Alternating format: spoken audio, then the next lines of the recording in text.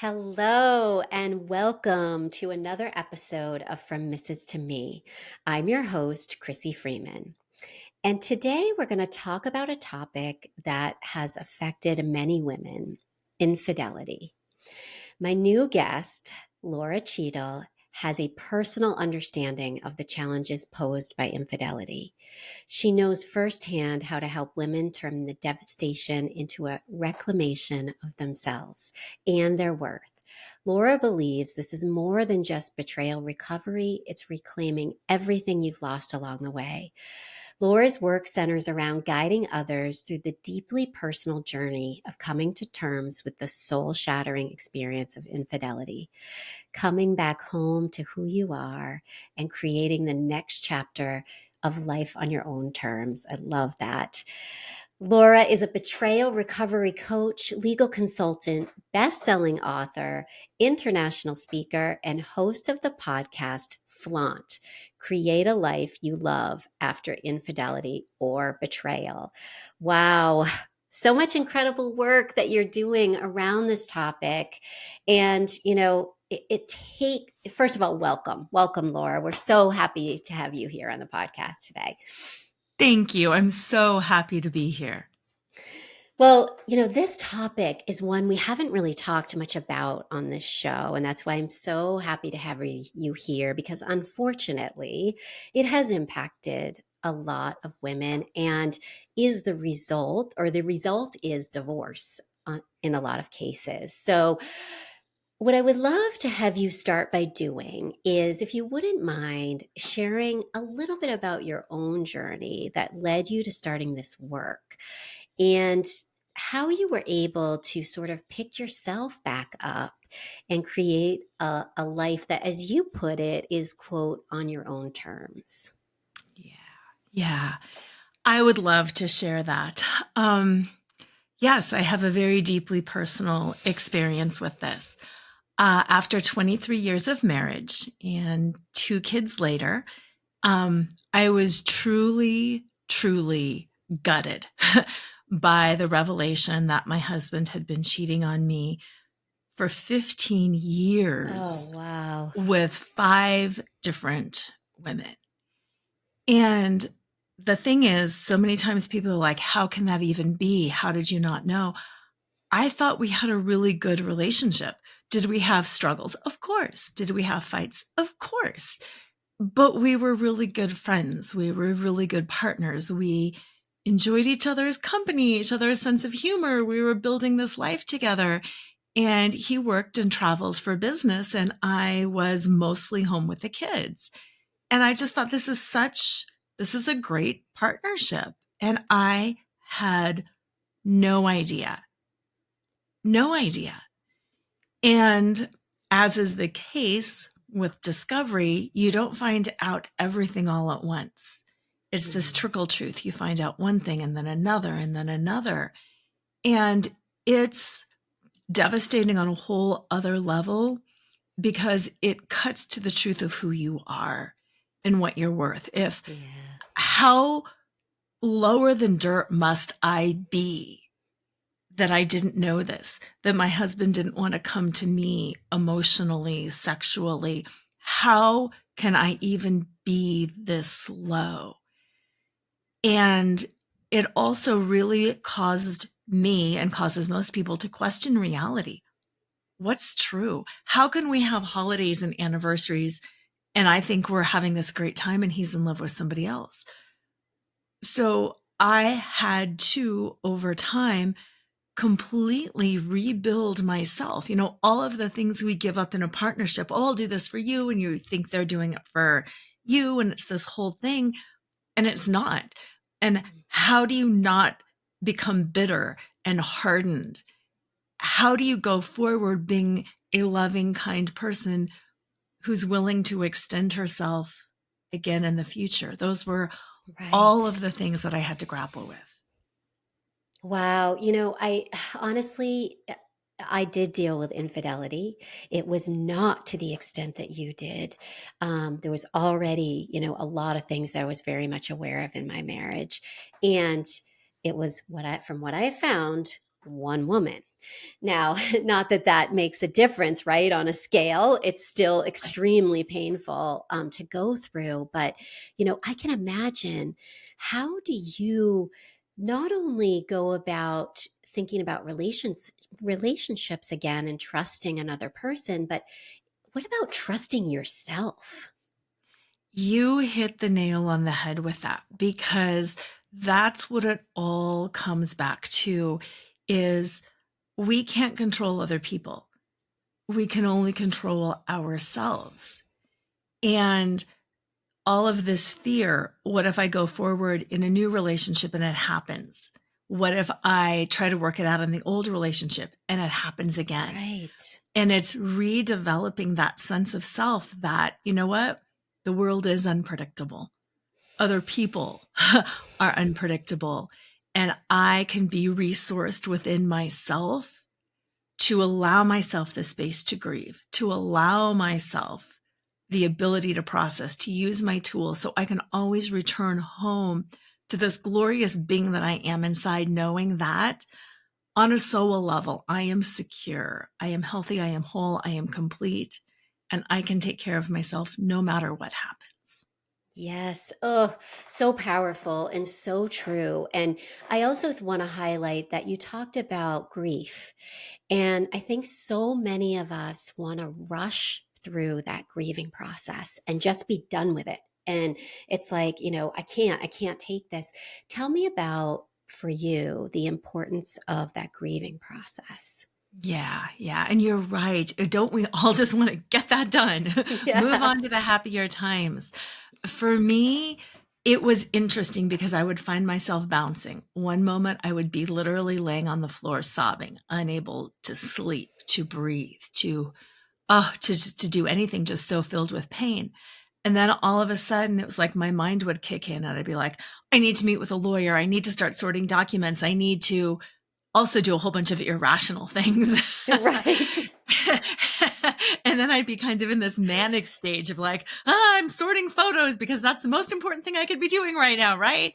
And Yeah. then right back into that crashed place of I can't get out of bed and listening to music and, just rocking and sobbing and couldn't talk. Back into that's it. I'm going to pull myself together and I'm going to go out and I'm going to flirt with people. That's going to be amazing. And then right back into that grief place and just being present enough with myself to be like, all right, this doesn't feel good, but I needs to flow through. Or this may not really be rational right now, but it's pulling me out of a depressive state. So give myself permission to lean into it. And then also Yeah. just giving myself the tools, the resources. Who can I reach out to that can actually help me? What might I need to be doing right now that will set me up for positivity? And then also in the back of my head, what are the things I don't want to do? What are those revenge pieces or those other things that come up that I truly don't want to do? And just a lot of that self talk and self management. Yeah, because that revenge, gosh, that is the first thing, right? That comes into your mind is like, he hurt me. Now I need to figure out how to cause him just as much pain as he's caused me. And all that does is that continues this wheel of, just festering that anger, that resentment, that all that stuff that is not good for our mindset, our bodies, so many things. And so getting yourself out of that, I love what you said about, really looking at what are the things that light you up? What are the things that make you happy and bring you joy? And it's really hard in those moments to do that. But you also touched on something that I love to talk about, which is asking for help. Yeah. And it's really hard for us as mothers, as women, to say, I'm struggling and I need help. How Mhm. important was that for you in your journey, is seeking that help and getting that help? Yeah. So important to get help. And also so important to get help from the right sources because there's so many people that judge and they judge out of fear. So Mm, often, if we talk about infidelity or divorce or death and dying, people are almost like, "Oh, I'm not gonna talk about it because if I talk about it, it might happen to me." Yes. And there's like all this fear, and there's all this judgment, and there's all this stuff that comes in that's opinion. And it's really important to find those safe spaces to talk to people who will allow you to vent, who will allow you to be crazy in one moment and vindictive in the next and grief filled in the other, and will hold space for you to process through all of that. And then will remind you of who you are. Yeah. And now, are these people for you? Because I find that women sometimes they've been in a long term marriage, right? And some of us, we hide from friends or we become so much into that relationship and that marriage and our own family unit that we sort of lose touch with those outside people along the way. And so you feel so alone afterwards, and it's like, I'm so alone now. I mean, my family unit is falling apart, and I don't even know who my people are. Did you already have people in your life that were there, or did you have to go through a process of finding them?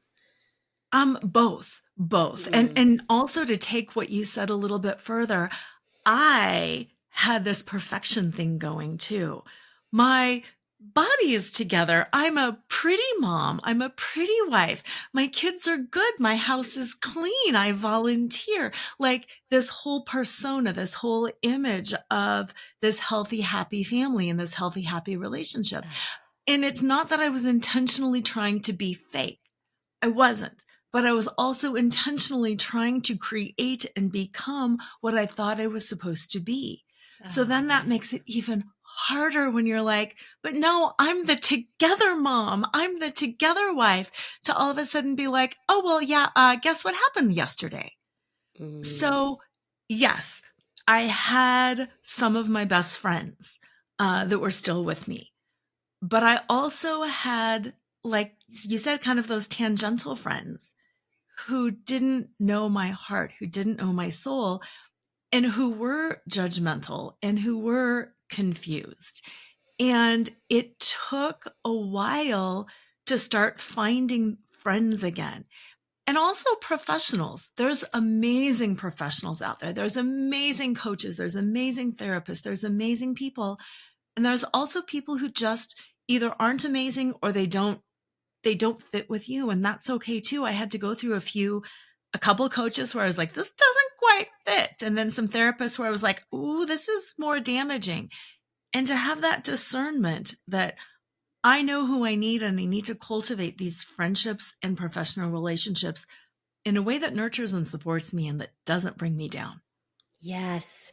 And that's about really being aware about of what feels right to you, right? And that's a whole process too of really discovering, how to listen to your body, how to really connect with another person and say, "Oh, wait, yeah, I'm not connecting here." Or, Mhm. "Oh, I am connecting here. I can be myself here." And really accessing that is really hard if you aren't used to doing it, and Yes. it's tapping into that authenticity, right, of who you are and connecting with those people that align with you. Yes, yes. And also having the awareness to not internalize. If I'm having a conversation with somebody and it's feeling icky, I'm not the problem. I'm Mm, not to blame. no. Sometimes we just don't connect. I can go elsewhere, but it's not my fault. And I don't need to pander and I don't need to shift who I am. Yeah. And, you said something that comes up a lot too, which is around these supposed to's, right? That we're supposed to do things a certain way. And this is where that whole identity piece comes into play is, when you're a wife, it's sort of like, oh, I'm supposed to be the perfect mom, the perfect wife, whatever that looks like. And you mentioned all the things for you that, we all do that dance. And then when the marriage is over, it's like, oh, whoa. what is this new identity? Who is this person? She's alone and single. Now I'm a single mom. What does that mean? And so, can you tell me, because this is where the work starts in my mind, is can you Yes. tell me about that journey of discovery, of sort of really looking at yourself and discovering who is this person in the mirror and how do I want to move forward? How did you go through that? Yeah, it was very coincidental, and I don't believe in coincidences. So it was very, very divinely guided in some sort. Usually Um, is. exactly. It always is for us, not to us. Around that same time that everything was going on, I had been not considering, I had been working on trying to reclaim myself too, because I was about to become an empty nester and things were shifting anyway. And I had gone back to dancing, which is one of my first loves. And it just brought me so much joy. And one of the dance classes at the studio that I was taking was a burlesque class. And burlesque is not stripping, for those of you who are like, wait, what is that? It's the shedding of layers, and it's the removing of layers to reveal what is authentically underneath. Oh, And I I was love like, that. oh, this is everything. This is it. And I'm stripping out of my identity as a mom and I'm shedding this layer. And now I'm older, but I'm wiser, but I might not look like how I think I'm supposed to look. And I started dancing with this whole concept of who am I inside? I've got this beautiful golden heart, this beautiful soul. So how do I strip down and get to that? And flirting and teasing with that, because it's a different energy to be like, yes, I'm going to be authentic and I'm going to show myself, versus I'm going to kind of tease into this. I'm going to be very present with this person and see how it feels. I'm going to reveal something about myself and I'm testing the waters a little bit. Mm. And it was so interesting that as I was writing my book, I got my book contract at that same time. And my book contract was on dropping your cover, shedding the layers, the 5 steps to do that. As I had created this methodology to strip down emotionally, I was hit with the greatest crisis in my life where I was being tasked to shed all those layers of perfection, identity, and show myself. Wow. Right? And you were paying attention to it. I mean, I think that's the key is these things are coming at us all the time, especially in moments of crisis, trauma, when we actually get quiet and we let go of all the chatter in our mind, that our mind wants to tell us, I'm not good enough, I can't do this on my own, all these other things.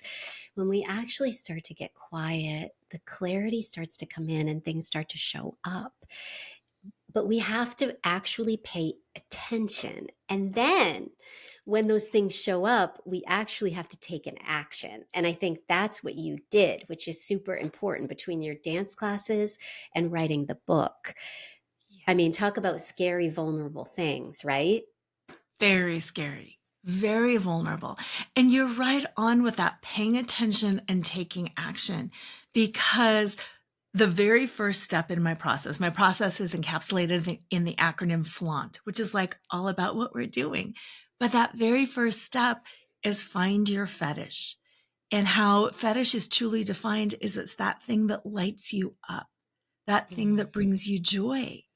And once we reconnect to that, for me, it was dance. That shifted everything. That was that key that turned that lock, that opened things up. And sometimes I do think back, it would have been so easy for me to just shut that all down and be like, no, mm, no, no, I'm just doing weekly dance classes. It's okay. This is a cool idea. Yay. Woohoo. You're smart, Laura. That's cool. And to not actually have started doing the work, to reaching out to women, to hitting up agents and publishers. And I could have said no.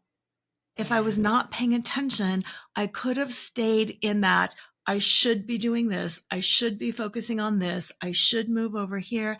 And I would have missed this whole adventure. Oh, right. And the lessons are in the adventure. Honestly, like, it can be very uncomfortable, but it's that uncomfortableness that actually creates change. I truly believe that. And if we don't learn from those lessons to do things differently, we're never going to get out of this stuck place that we're in. Exactly. Oh, exactly right. And one of the things that you say, and I was reading in your bio, is you talk about the importance of reclaiming everything you'd lost along the way. Can you tell Mhm. the audience what you mean by that? Oh, there's so many things. Again, so much of it goes back to shoulds, but there's so many things that we give up. We give up, like you had kind of mentioned, friendships, because I need to get my kids to soccer practice. We give Mhm. up those things because, oh, well, my partner's coming home from work and I need to take care of this. Nobody is asking you to stay home and do that, but we voluntarily give it up because we want to, because Mhm. we think that's what a good wife or a good mom does, or a good partner or good whatever, and we start giving up little pieces and we stop centering ourselves in our life. Let me know if you've ever done this. Like, hey, what are you all doing this weekend? Because we fit ourselves in the cracks. We don't say, Yeah. I am going to read my book from 9 to 11. I'm going to take a walk. I'm free afternoon for anyone who wants to get together. No, we say, what are you doing? And we work ourselves into the Oh, equation. And such a those are good just, point. yeah, those are those little pieces we give up. And it's not that we can never do that, but it becomes a habit. And we Yeah. are not in our own lives. Our lives are about other people. They're not about us. And finding that fetish and living out loud and allowing other people the gift of working around us. Yeah. Oh, you know, I really want you to talk more about the work, this flaunt that you're talking about, because you mentioned the fetish, and I love that. I totally can connect with that around, what is it that we're drawn to? What is it that lights us up? And discovering that is a really interesting process and can be very challenging. But can you Yes. tell us a little bit more about flaunt? Yeah. Oh, I'd What's love to. involved? Yeah. Yeah, absolutely. The next step in Flaunt is the L, and that stands for laugh out loud. And laughter is underrated. Laughter, according to the Mayo Clinic, is the number one way to calm and re regulate the nervous system. Mm, And we talked about grief. We've talked about trauma. We've talked about transition. All of those things key up the nervous system. And we get locked into this is serious. This is my life. This is everything. But when the nervous system is activated, we are not in the prefrontal cortex. We are mm, reacting. And the best thing we can do is to bring more laughter in to start calming, re regulating the nervous system, bringing our brain back online. And also, it's fun. It's yeah. just fun to laugh. And small things, there can be fun Instagram feeds, there can be little comedy shows. Think about, even just thinking about your funny friend, that crazy incidents in college, the time your mom did whatever. Just thinking about those things shifts your mindset and allows you to see things differently. I mean, even Yes. my infidelity story, what I what I did, 5 women? Are you kidding? Like, I talked to my husband and I'm like, "This is really hilarious. You are an overachiever and you even overachieved at infidelity. Most Yeah, people cheat with really. 1, you cheated with 5. This is hilarious." Oh, wow. Yeah, it's so true, though. We have to make light of some of this stuff. And there is nothing better than a real belly laugh. Like, I love it more Yes. than anything when my whole body gets into it and I am just dying with laughter. Like it you're right. It absolutely shifts everything. And I love that that's a part of your program because I think it is essential because we are so serious. Why do we take life so seriously? And these moments, Right. oh my God, yes, how traumatic and awful what you went through. But to be able to look back at that and get some sort of laughter out of it is, to me, that is growth and healing. Yes. Yes. And that's what we need is that growth and healing and joy. We're entitled to joy. Joy is our birthright, and we need some joy along the way. Yes, Yeah. absolutely. Yeah. So, font. So this is Yes. something that you use with your clients. And what Yes. I would love for you to just talk about just a little for a minute is How did you get into this work? I mean, I think one of the things that um, a lot of women struggle with is, how do I make a change? How do I pivot and pursue something that I know is calling me, that I know I'm passionate about, but it's also scary. Yeah. How did you actually make that shift and start to create this? Yeah, yeah. It is scary, and I wanna validate that. It is scary. Um, Perfectly timed question too, because the golden center of Flaunt is AU, and AU is the atomic symbol for gold, and AU in my work stands for accept unconditionally. And that Mm, is the key. How do you do it? You just have to accept unconditionally. You can't mentally process everything. You have to let go. And it goes back to yes. that you can only control yourself. Is this work going to work? I don't know. Is your new business venture going to work? I don't know. Is this new relationship going to work? I don't know. Is divorcing going to be the best or the worst thing that happened? I don't know. But it's just that place of acceptance. It's not attaching to the outcome. It's attaching to, in this moment, I can just breathe and I can accept and I can use laughter or other tools to calm my nervous system. So I am moving forward and it feels good inside. I'm paying attention. I'm nervous. Yes, I'm scared. Yes, but it feels like the right decision for me so that no matter what happens, I come back to this. I come back to myself and I can say confidently, you know what? I made a huge mistake, but in that moment, it felt okay. And here's Yeah. maybe what I learned from that. And here's how my intuition grew. But I have to accept that I'm being called to this. And that was huge for me. There were a lot of things that didn't make sense, but I felt that it was where I needed to be. And I felt like it was what I needed to do. And I knew I didn't have to explain it to anybody else. I had to feel my way to the next step. I love that. Feel my way to the next step. How beautiful is that? And, I always say it's when you actually get quiet and you actually are present, there really is absolutely nothing wrong in this moment, right here, right now. when Mhm. when there starts to be a problem is when we start looking backwards or we start looking too far forward and we start saying, "Ooh, I want to be here and I want to get there now and I got to make this happen." And no, just slow down and be right here and feel into your body, be in the present moment. And that's when things start to shift. And as you start to take action or do things, you'll start to also notice what feels good in your body. It's that whole thing of like, wow, I'm going to pursue this. And this, I don't know if I'm going to make any money. I don't know if I'm going to have any clients, but it feels so damn good Mhm. that I want this feeling and I want to keep doing this, right? Yes. Yes. And sometimes we pretend that we're doing something for other people because as women, we have to be selfless and we have to take care of everybody else when we're really doing it for ourselves. Yeah. And like that, if you're creating something and you're learning from it and your heart is blossoming and you're growing, can you just love yourself and be like, wow, it felt so good to create. It felt so good to learn. It felt so good to put this together. Maybe this was just for me. And that's Yeah. okay too. Not everything has to be a quote unquote success. Masculine energy is right, wrong, good, bad, success, failure.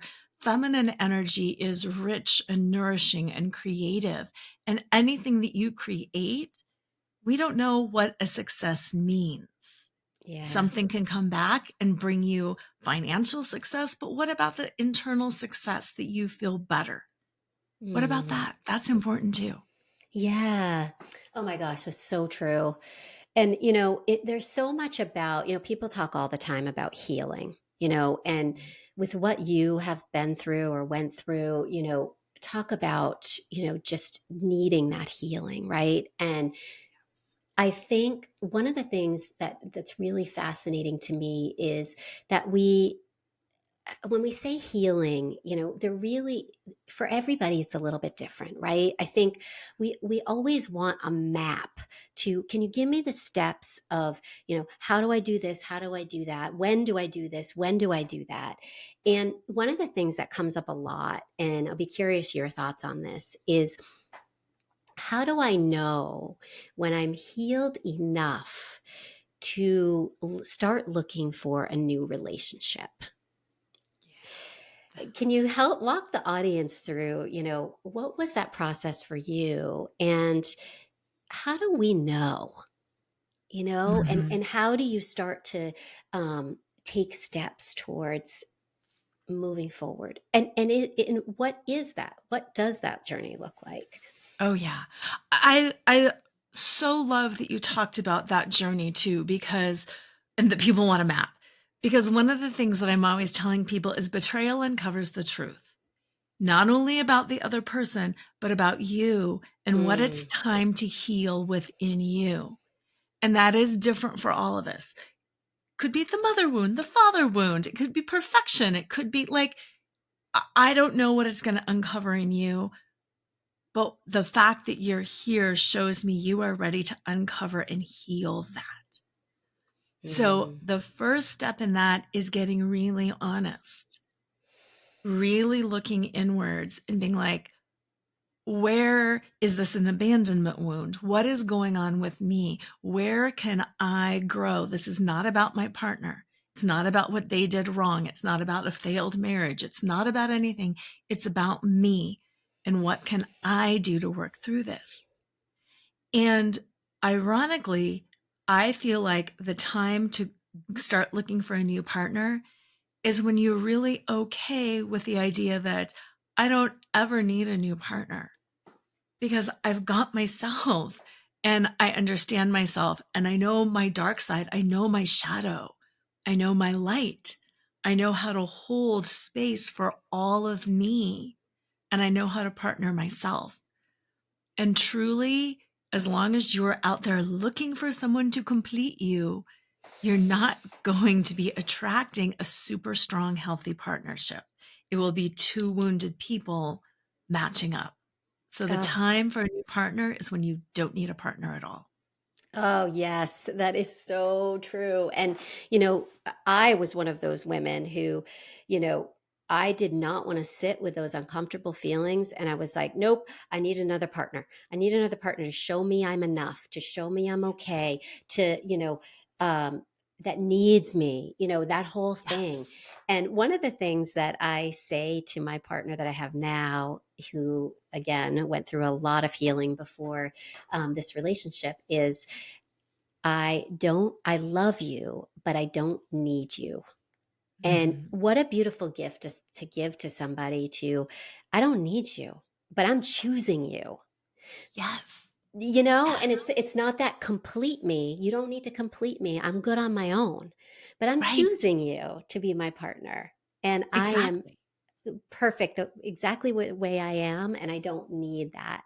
So so I love what you said, because I think it's so true, and it's a journey, and it's different for everybody. And there isn't a map, there isn't a time frame. And the other thing I like to say is it's never too late. It's never too late to take that next step, to start that new business, to recreate yourself, to discover yourself, to start living in it's never too late. And that was the one of the things that I got stuck in, and I think many women do, is my kids, same, they were older. I was Yeah. about to be empty nest, and I was going through a totally different transition, and I was like, oh my goodness, I can't start over now. I'm done raising my kids. I'm older. Who's even going to want to be with me? And Yes. all of that negative self-talk kept me making these bad choices over and over again. Yeah. So, Yeah.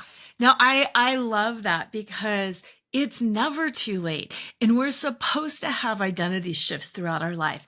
And I think that's something that sometimes people forget. But if you were the same person you were in middle school or high school or college, wow, you would not be that great of a person because we collect wisdom and we evolve. and we're supposed to evolve and we're supposed to change. And just like what you were saying, so many people say that I can't start over now. Even if you weren't starting over in a marriage, you would be starting over because it's a Mm, new relationship, it's a new identity. And sometimes just opening your mind to the idea that, no, no, no, no, no, I'm supposed to evolve and I have evolved and I'm not starting over. I'm continuing to become, I'm continuing to unfold, I'm continuing to blossom. And you can't not continue to right. unfold. And that shifts the mindset sometimes. Yes. Oh, that's so great. Can you tell us a little bit about your book? You're an best-selling author, and you've done all these great things. And wow, talk about transformation. Can you share with the audience a little bit about your book? I'd love to. Thank you. Yes. Similar to what I was saying, my book uses the concept of burlesque and it helps you start identifying your labels, your roles, the scripts you have in your head, the scripts the society has given you about the way things are supposed to be. And then it helps you remove the labels, remove those scripts, strip down out of all of these external beliefs that have been put on you and reveal yourself as you are, as you want to be in that next chapter. And it's a very experiential book. There's meditation, there's somatic, like dance and movement practices, there's journaling, because it's really focused on that identity piece and reclaiming who am I? Who am I now? And what do I have to offer? And it's just a ton of fun. It's also light and there's some humor because again, like I said earlier, it's that teasing. It's not like Tuesday, I'm going to become a real person. We're stripping down slowly. We're testing the waters and we're laughing and we're having some fun. Oh, what an amazing resource. So, how can people find the book if they want to? Yeah, absolutely. It's available anywhere books are sold. Barnes Great. and Noble, Amazon. It's published by New World Library. They always have sales on their website. It's even on Walmart's website. Nice. Wow. So now, if people want to find out more information about you and the great work that you are doing, how would they actually find you? Is your website? Are there other ways that they should contact you? Yeah, I think the best place to go is betrayalrecoveryguide.com. When you go to betrayalrecoveryguide.com, you can download a chapter of my book and then a worksheet on choreographing the next chapter of your life. And I think this is my favorite piece of that toolkit is you can also download a full-length meditation on deleting the drama, and it's similar to EMDR. It helps you isolate those memories that cause you to go, ah, and feel panic, and then to remove the electrical charge around that. So you still have the memory, but you don't have the pain. Hmm. So betrayalrecoveryguide.com, then you can contact me from there and we can get in touch. I love it. And that will also be included in the show notes. And if you don't mind, I'd like to ask guests about the word authenticity. When you think about living an authentic life, what does the word authenticity mean to you? And I love this question. Yay. To me, it's a combination of being self reflective and brave. I like to say you have to know yourself in order to show yourself. And so often people confuse showing themselves with being authentic. And it's like, but you're not showing a piece of you that's really you. You're not showing that vulnerable piece. You've got some false bravado. So to me, it's really that combination of being self reflective, understanding who you are, and then being brave enough to put that real you on display. Oh, I love that. And, talk about vulnerability. This whole podcast episode has been about vulnerability. And thank you so much for sharing your story openly. I know there are going to be women out there who are going to connect with with you and and want to work with you. Your energy comes through, and, I could continue going with this conversation, but we're going to wrap up. And Thank you so much for being here, Laura. You really are a light and you really are doing some great work with women. Thank you so much for having me and for providing this safe space where I can share my story. Yeah, thank you. And for everybody out there, I just want to remind you that I will be doing a retreat coming up on October 26th. So please mark your calendars. There'll be more information on my website from mrs2me.com. And as I always say, you can't pour from an empty cup. So keep doing that inner work, and we'll see you here next time.